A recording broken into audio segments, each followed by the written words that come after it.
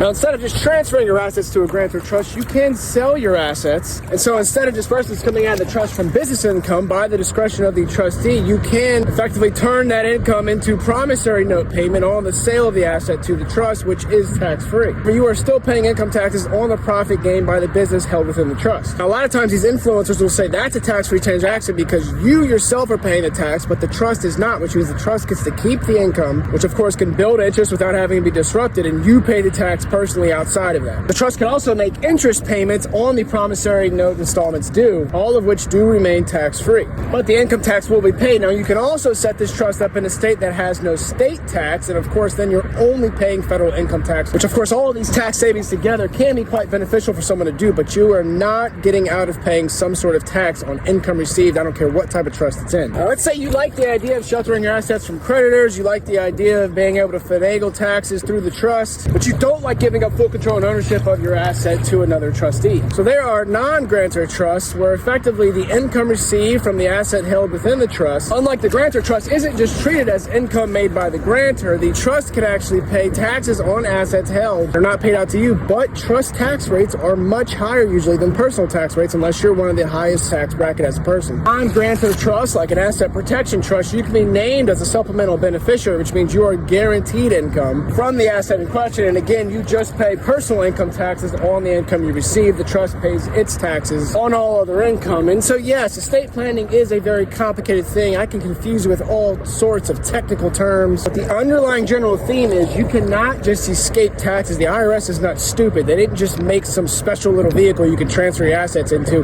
and no longer have to pay taxes and build tax-free wealth. There are many advantages to having these sort of trusts, and I think everyone should look into it. But the only way you gain tax advantage in the trust world is through an irrevocable trust, and that is because you are giving up ownership and control of that asset.